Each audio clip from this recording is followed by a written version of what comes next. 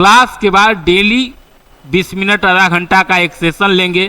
कभी करगिल युद्ध का लेंगे, कभी आपातकाल का लेंगे, कभी अटल बिहारी वाजपेयी के बारे में बताएंगे, कभी नरेंद्र मोदी जी के भी बारे में बताएंगे, कभी इंदिरा गांधी जी के व्यक्तित्व के बारे में बताएंगे, कभी नेहरू की भी बात करेंगे, कभी सुभाष चंद्र बोस जी की भी बात करेंगे, कभी भगत सिंह की बात होगी, कभी महात्मा गांधी जी की बात होगी। ये सारी बातों सबका जीवनी इसी चैनल पर होगा। और आज बात होगी कि भारत पाकिस्तान का जब बंटवारा हुआ, यानी 1947 में हम लोग पहुंचे हुए हैं, तो भारत पर करीब 150 वर्षों तक ब्रिटिश शासन से हम लोग को छुटकारा मिला। छुटकारा मिलते ही देश दो भागों में बटा। एक भाग था ये पाकिस्तान का और एक प्यारा भारत।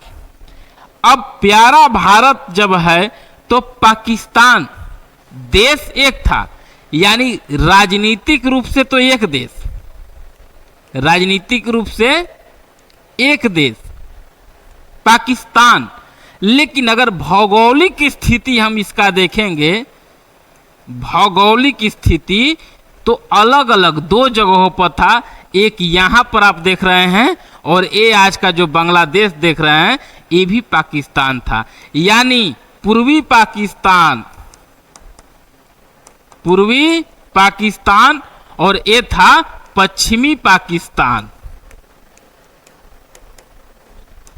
पूर्वी पाकिस्तान और पश्चिमी पाकिस्तान। और हम आज आपको बताएंगे कि यही पूर्वी पश्चिमी पाकिस्तान और पूर्वी पाकिस्तान तक कैसे पूर्वी पाकिस्तान बांग्लादेश बना, और इस बांग्लादेश बनने में भारत की क्या योगदान थी, हम लोग अभी उस पर जिक्र करेंगे। कम शब्दों में एक एक बात को ध्यान रखिएगा, कभी परीक्षा में भी पूछा जा सकता है। ऐसा ही टॉपिक का हर रोज जिक्र करेंगे आपके सामने। आज हम लोग जिक्र करेंगे पूर्वी पाकिस्तान से बांग्लादेश बनने तक का सफर, उसमें भारत की क्या भूमिका थी।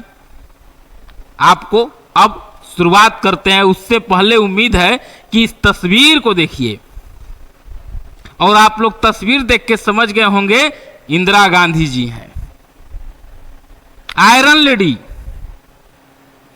मैंने क्या व्यक्तित्व था, किस तरीके से पूर्वी पाकिस्तान को बांग्लादेश बना दिया गया। कब?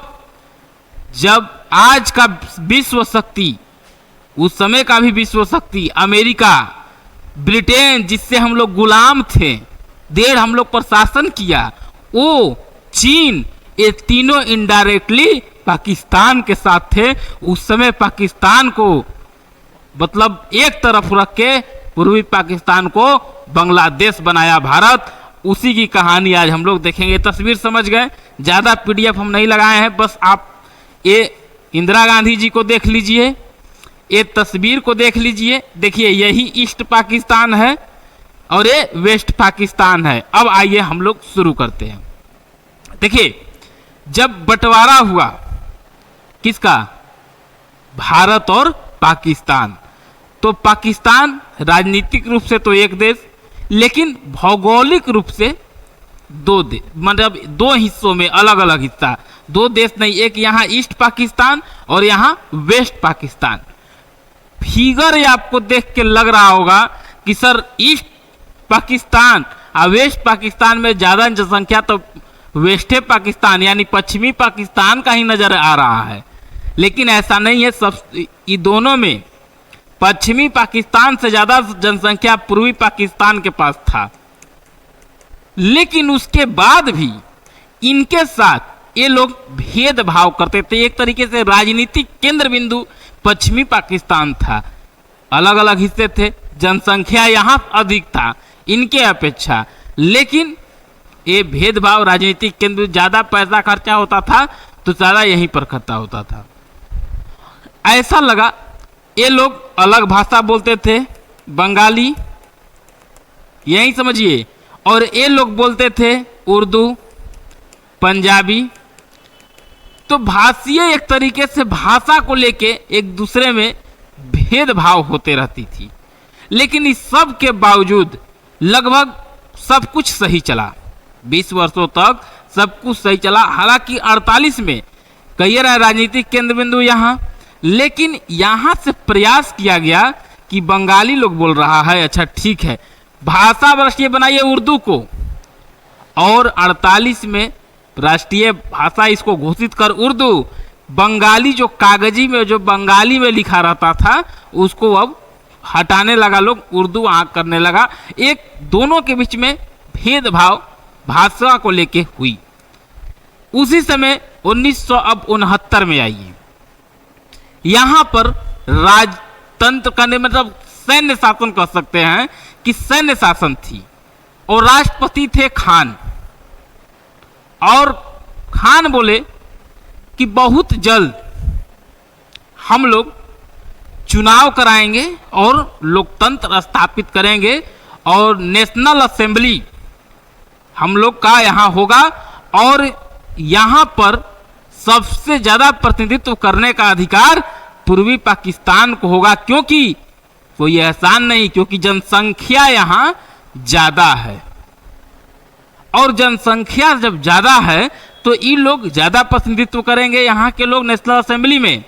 और देखते देखते 313 सीट यानी नेशनल असेंबली में 313 सीट पर चुनाव हुआ, टोटल सीट। और जब यहाँ की बातें आई यहाँ पर, तो यहाँ पर चुनाव होते ही समझिए कि पश्चिमी पाकिस्तान में बैठे राजनेता, सैन्य नेता सदमा में चले गए, क्योंकि यहाँ पर अवामी लीग चुनाव लड़ रही थी। अवामी लीग चुनाव लड़ रही थी, और अवामी लीग चुनाव लड़ी तो क्या हुआ, यहाँ पर लगभग 100 आपको कितना, तो लगभग 169 सीट पर यहाँ चुनाव लड़ा गया। इसमें से 167 को सीट जीत गए कौन, अवामी लीग, यानी शेख मुजब्बर बिन रहमान की नाम आप सुने होंगे, शेख हसीना जिनकी बेटी हैं, देख रहे हैं ना। तो शेख रहमान जो है मुजब्बर बिन रहमान, तो वो रहमान यहाँ पर थे, और ये अवामी लीग यहाँ से जीती, और बहुमत में अब सरकार बनाने, यानी जिससे ये लोग भेदभाव करते थे, यानी किससे, पूर्वी पाकिस्तान से जो पश्चिमी पाकिस्तान के लोग भेदभाव करते थे, वही व्यक्ति यहाँ का व्यक्ति शेख मुजब्बर बिन रहमान अब क्या बनने चले, एकड़ प्रधानमंत्री, यानी पूर्वी पाकिस्तान और पश्चिमी पाकिस्तान के प्रधानमंत्री बनने चल दिए। लेकिन यहाँ पर जो पश्चिमी पाकिस्तान में बैठे जो राजनेता हैं, पश्चिमी पाकिस्तान में बैठे जो राजनेता हैं, उनको एकदम पसंद नहीं। अब जिससे भेदभाव हो रहा है, अगर वो व्यक्ति अगर प्रधानमंत्री बनेगा तो ये पसंद होगा किसी को नहीं। राजनीतिक केंद्र बिंदु वेस्ट यानी पश्चिमी पाकिस्तान ही है, तो आपको वेस्ट पाकिस्तान की यानी पश्चिमी पाकिस्तान की सबसे बड़ी पार्टी उस समय थी पाकिस्तान पीपुल्स पार्टी। कौन थी, पाकिस्तान पीपुल्स पार्टी। और जो जुल्फिकार बैठे वहाँ अली भुट्टे का नाम सुने ना, पूरा नाम उनका जुल्फिकार अली भुट्टे है। तो जब ये वहाँ के और जो पार्टियां थी उनसे मिलके ये चुनाव के नतीजों को मानने से ही इनकार कर दिए। आज जब इनकार कर दिए तो नेशनल असेंबली का न मीटिंग बुलाया गया, न अवामी लीग आई, न सरकार बना। उसके बाद यह घटना जब यहाँ के लोग समझे तो ये लोग मजाक लगा, ये लोग को माने धक्का लगा कि अरे ये कैसे हो गया। लोग ठगा हुआ महसूस किया कि अरे हमारा नेता प्रधानमंत्री बनते, हमारे लिए कुछ करते। और शेख जो रहमान थे और पहले से ही मन बनाए थे जब ऐसी स्थिति हो कि भाई आंदोलन शुरू करिए अब, और उन्होंने यहाँ पूर्वी पाकिस्तान में आंदोलन शुरू कर दिया। क्योंकि भाई नेशनल असेंबली बुलाया नहीं गया तो ये पीएम नहीं बने। क्यों नहीं बने?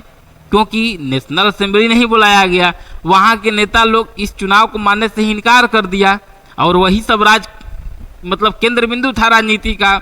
भौगोलिक रूप से तो अलग अलग हिस्से थे, एक यहाँ और एक यहाँ, और लगभग यहाँ से लेके यहाँ तक लगभग 2000 किलोमीटर की दूरी है। समझिए, एक हिस्सा यहाँ और एक हिस्सा यहाँ, एक हिस्सा यहाँ और एक हिस्सा यहाँ। एक क्यों दिया गया, ये कैसे हुआ, इस पर भी एक दिन हम जिक्र कर देंगे आप लोग को। अभी बस समझिए कि ये जो हिस्सा है पूर्वी पाकिस्तान, पश्चिमी पाकिस्तान, इस दोनों के बीच में डिस्टेंस भी अगर कभी पूछा जाए तो लगभग मोटा मोटी 2000 मान के चलिए किलोमीटर में। अब यहाँ तक अगर आप बात समझ गए तो वहाँ पर असहयोगी आंदोलन शुरू कर दिए। कौन? अवामी लीग। अवामी लीग के जो नेता थे कौन? रहमान। अब शेख रहमान जो थे वो शुरू कर दिया आंदोलन, और देखते देखते आंदोलन जो विद्रोह है ये एक तरीके से बड़े रूप लेना शुरू कर दिया।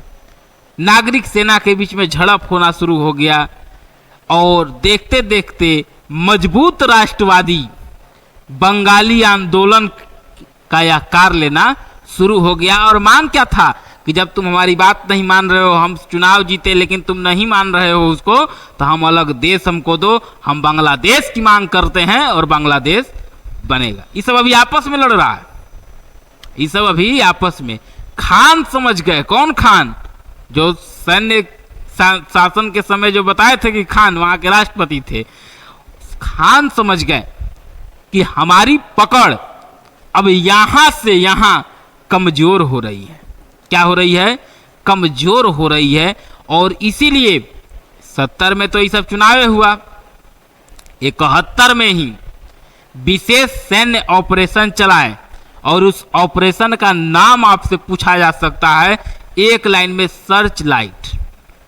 सर्च कोई चीज करते हैं, बस जैसे ही बोला जाएगा कि बांग्लादेश में जो ऑपरेशन चलाया गया था स्टार्टिंग में 71 में, उस ऑपरेशन का क्या नाम है, तो सर्च करना है, सर्च लाइट।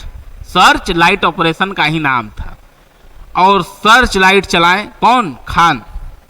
और रहमान को, शेख रहमान को पूर्वी पाकिस्तान से गिरफ्तार कर पाकिस्तान, पश्चिमी पाकिस्तान लेके चला गया। लेकिन गिरफ्तार होने से पहले ही उन्होंने एक अपना संवाद पब्लिकों के बीच में छोड़ दिए थे और उन्होंने स्वतंत्रता की घोषणा कर दिया था। और पाक सेना यानी पश्चिमी पाकिस्तान के जो सेना थे, जो सर्च लाइट ऑपरेशन के दौरान पूर्वी पाकिस्तान में एंट्री लिए थे, उन सभी ने नरसंहार मचा दिया। कहां पर? पूर्वी पाकिस्तान में। अंधाधुंध गोलीबारी चली। अवामी लीग के नेता समर्थकों को बेरहमी से मारा गया, पीटा गया, उनको गोली मारा गया। और हालांकि ऑपरेशन सर्चलाइट के जवाब में बांग्लादेश में यानी पूर्वी पाकिस्तान में भी उस समय आपको मुक्ति वाहिनी का गठन किया गया कि भाई ये भी लड़ेगी। लेकिन मुक्ति वाहिनी के पास उस तरीके से उस समय हथियार नहीं था, जो हथियार वहां से पश्चिमी पाकिस्तान से लेकर सेना सब लड़ रहा था। कई तरह की वहां चीजें हुई, सब पर हम बात नहीं कर सकते हैं। बस आप इतना समझिए कि नरसंहार मच गई पूर्वी पाकिस्तान में। अब अवामी लीग के ही नेता से वही चुनाव ये थे, अब उनके नेता समर्थकों को खोज खोज के मार रहा था, आम जनता को भी मारा जा रहा था। उसके बाद अवामी लीग के कई नेता, कई समर्थक भारत में घुसने लगे। अब यहां से देखिए भारत की एंट्री हम करा रहे हैं। अब भारत में जब इधर से घुसने लगे, उसी समय भारत में प्रधानमंत्री के रूप में आयरन लेडी इंदिरा गांधी जी थी। जब लोग आए इंदिरा गांधी जी से मिले और बोले कि मदद कीजिए, और इंदिरा गांधी ने देखा कि ये तो नेता छोड़ दीजिए, करीब वहाँ के नागरिक लोग भी अपना जान बचा के भागने लगे। हालांकि भारत ने भी अपने सीमा खोल दिया कि आओ, लेकिन खोल तो दिए सीमा, लेकिन भारत के लिए भी बड़ी चुनौती थी। वो लोग आएंगे तब भोजन क्या करेंगे, कहाँ रहेंगे। कम से कम देखते देखते लाखों लोग बांग्लादेश से यानी पूर्वी पाकिस्तान से भारत में आए। इंदिरा गांधी ने भी अब कह दिया कि ईस्ट पाकिस्तान को अब नरसंहार से बचाने की बारी है। अब यहां से देखिए भारत की एंट्री हो रही है। अब इंदिरा गांधी ने भी जब इस तरीके की चीजें देखी कि अगर लोग आ गए, बाहर से आ रहे हैं, हम सीमा खोले हुए हैं, लोग हमारे पड़ोस में ही पीट रहे हैं, हम चुप रह भी नहीं सकते हैं। और इंदिरा गांधी जी ने भी मन बना लिया कि नहीं तो अब पूर्वी पाकिस्तान को नरसंहार से आज़ाद कराएंगे और बचाएंगे। और उसी समय 1971 में सेना प्रमुख हम लोग के थे मानक शाह। मानक शाह का फोटो नहीं लगाया है? अच्छा, फोटो नहीं लगा है, चले ठीक है, कोई बात नहीं, फोटो नहीं है तो। मानक शाह जी जो सेना प्रमुख थे, वो और कैबिनेट मंत्रियों की बैठक बुलाई इंदिरा गांधी जी ने और मानक सिंह को आदेश दी कि हमला करिए पाकिस्तान पे। बोले केरी क्या कह रही हैं, हमला करिए? अभी मानसून प्रॉब्लम है, समस्या है, अगर अभी हमला कर देंगे तो दिक्कत हो जाएगी, क्योंकि दो मोर्चा है, कोई पूर्वी पाकिस्तान, पश्चिमी पाकिस्तान। दूसरी बात कि अभी मानसून में हिमालय से बर्फ पिघलेगा, दर्रा कई खुल जाएंगे, और दर्रा जैसे ही ओपन होगा वैसे ही चीन की भी एंट्री हो जाएगी। आप 2-4 महीना रुक जाइए, 2-4 महीना रुक जाइए। अप्रैल में है, बैठक हो रही है, मई, जून, जुलाई, अगस्त, सितंबर, अक्टूबर। बोली कि आप अक्टूबर भर रुके, नवंबर में हमला होगी, तब तक आप इंदिरा गांधी जी देखी कि अब यहां से विदेश में अपना पक्ष अपने तरफ लोगों को करना होगा कि देखिए बगल के देश में इस तरीके से आतंक मचाया हुआ है, उस सब तो वहाँ के लोग हमारे पास शरणार्थी के रूप में आए हुए हैं। और बोली कि भाई आप लोग जाइए, एक तरीके से युद्ध से पहले कूटनीतिक समर्थन जुटाइए अपने लिए, कूटनीतिक समर्थन जुटाइए। उनको पता है इंदिरा गांधी जी को कि अगर हम लड़ गए तो अमेरिका हमारे साथ नहीं है, चीन हमसे लड़ के गया, हमारे साथ नहीं है, और ब्रिटिश जो हमें कहियो सदियों से गुलाम बनाया था वो भी हमारे साथ नहीं। और ये अपना कूटनीति हर जगह नेता जा रहे थे तो सब लोग शरणार्थी के रूप में मतलब कह रहे थे कि नहीं बहुत अच्छा कर रहे हैं, लेकिन कोई पाकिस्तान के खिलाफ बोलने के लिए तैयार नहीं था।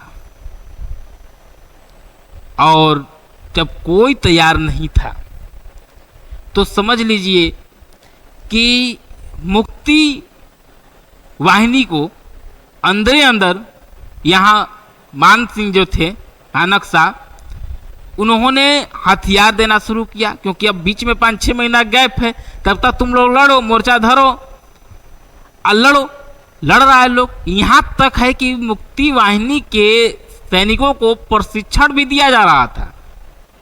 और इसी के बीच में हर जगह से कूटनीतिक समर्थन जुटाने में इंदिरा गांधी भी लगी थी, नेता हर लोग लगे हुए थे। तभी एक बहुत अच्छी डील हुई रसिया से। उस समय सोवियत संघ था, सोवियत संघ में कई देश थे, रसिया आज सोवियत संघ नहीं, सोवियत संघ में कई जो यूक्रेन अब जितना ही सब सोवियत संघ का, बेलारूसी सब सोवियत संघ में थे। आज का रूस नहीं समझिएगा, सोवियत संघ। सोवियत संघ से भारत शांति मित्रता सहयोग पर एक संधि लिया कि देखिए हम आप अब एक। अब इंदिरा गांधी को भी अब है कि चलिए भाई, अगर अमेरिका या चीन या ब्रिटेन आएगा तो हमारे पास भी तो सोवियत संघ है, समझ लीजिए। उसके बाद अब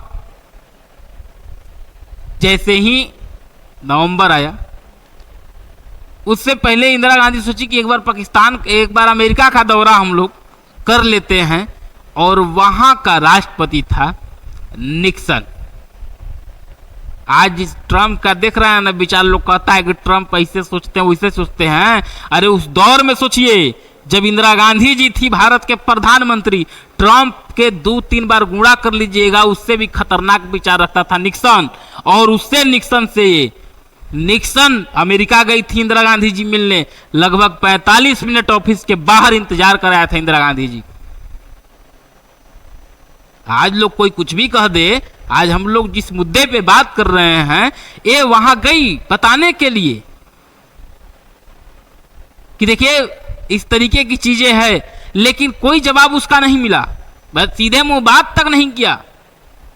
यहां तक हुआ कि जब मीटिंग समाप्त हुई तो रेडियो टैप से पता चला कि इंदिरा गांधी जी के बारे में कुछ गलत शब्द का भी प्रयोग किया गया वहां।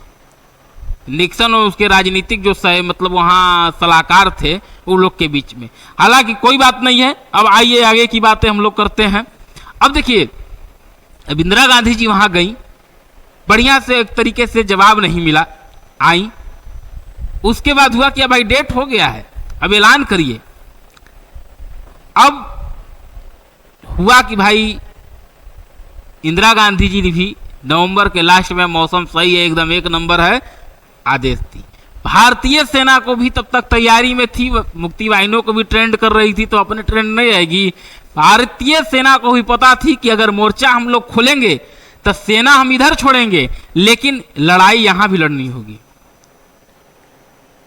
और यहां से जो भारत के सैनिकों को भी पता है कि इस सब के साथ कई देश है, अमेरिका भी है, चीन भी है, ब्रिटेन भी है। कैसे है आगे पता चलेगा 5 मिनट में आप लोग को। तब तैयारी हुआ कि भाई नवंबर के अंतिम तक आदेश दिया गया। तो अब यहां पर हुआ कि देखिए 4 दिसंबर के दिन हम लोग हमला कर देंगे, 4 दिसंबर के दिन हम लोग हमला कर देंगे। अब देखिए भारत की इस तरीके से तैयारी, इसको पता चल गई कि भारत तैयारी बहुत जोर शोर पर कर रहा है। ई का किया कि 3 तारीख के ही, 4 को भारत तो खुद तैयारी में था कि हम हमला करेंगे, लेकिन 3 तारीख को ही पाकिस्तान भारत के अमृतसर ये सब जैसे कई एयरपोर्ट पर ये मिसाइल दाग दिया। अब तो देखिए अब तो खुद दाग दिया, अब तो मिल गया है वो पॉइंट क्यों हमला किया है। कुछ बहुत ज्यादा नुकसान, देखिए कितना तेज ही लोग हमला किया कि कुछ नुकसान नहीं हुआ, खाली एयरपोर्ट का रनवे में थोड़ा सा हुआ, कुछ देर में उसको सही कर लिया गया। अब उसके बाद कराची पहुंचने तक की कहानी सुनिए। यहां से मोर्चा जब खुला इसका, अब यहां पर 4 को सब तैयारी था ही, हो गया मोर्चा खुला कि भाई चलिए शुरू करिए। अब जब पाक पूरे तरीके से घबराया, भारत की भी हमला तेज हुई और वेस्ट से भारत पर हमला किया, यानी पश्चिम से भारत पर हमला किया। और जो हमला किया तो एक बार जो ऑपरेशन शुरू किया था कौन, खान, किसके लिए, रहमान जी को पकड़ने के लिए। कौन रहमान जी, जो आवामी लीग के वहां बैठे हुए थे धरना पर, कौन, तो सर्च लाइट। यहां जो भारत पे जो हमला किया उस ऑपरेशन का क्या नाम था अगर आपसे पूछ दे तो ऑपरेशन चंगेज, ऑपरेशन चंगेज खान कह दीजिए। ऑपरेशन चंगेज खान के तहत ये हो गया। एयरबेस से रनवे को नुकसान पहुंचाया, बहुत ज्यादा नहीं, कुछ देर में इसको सही कर लिया गया। लेकिन उसके बाद की जो स्थितियां थी अब उसको हम लोग समझते हैं। अब एयरबेस जैसे ही हमला हुआ तो एयरबेस के रनवे को नुकसान पहुंचाया। जवाब में अब भारत भी पूरी तरीके से तैयार था। मानक शाह ने इंदिरा गांधी को औपचारिकता फोन किए कि भाई अनुमति दीजिए अब, और इंदिरा गांधी ने भी तुरंत कहा कि नहीं तो शुरू करिए, अनुमति अब पूछिए, हम तो वही दिन कह रहे थे कि शुरू करिए। और पाकिस्तान ने हमारे खिलाफ बड़े पैमाने पर युद्ध छेड़ दिया और हमने भी युद्ध को छेड़ दिया और बांग्लादेश में चल रहा है युद्ध। पाकिस्तान के तरफ से भी युद्ध शुरू है, भारत के तरीके से शुरू है, लेकिन अगर पाकिस्तान हमला शुरू कर दिया, किसी दूसरे देश से युद्ध लड़ना है, तो यहाँ के पब्लिक को भी तो बताना जरूरी है, देश के नागरिकों को। तब इंदिरा गांधी उधर ऑर्डर दी और इधर देशवासियों को संबोधित की कि पाकिस्तान ने हमारे खिलाफ बड़े पैमाने पर युद्ध छेड़ दिया है और बांग्लादेश में जो युद्ध चल रहा था वो अब भारत का युद्ध बन गया है, समझ लीजिए। और भारतीय सेना 2 बार आक्रमण, जब भारतीय सेना 120 उड़ाने लेके उड़ान भरी, हालत बिगड़ गया। पाक के बंदरगाह कई चटगांव हो गए, वहां बॉक्स बाजार पर हमला, कई जगह हमला शुरू हो गया। भारत तो पूरी तैयारी में ही था और अब हुआ कि भाई एयरफोर्स हमला करिए रहा है, आर्मी हमला करिए रहा है, तो भारतीय ने भी बोली कि हुजूर परमिशन हम लोग को भी दिया जाए।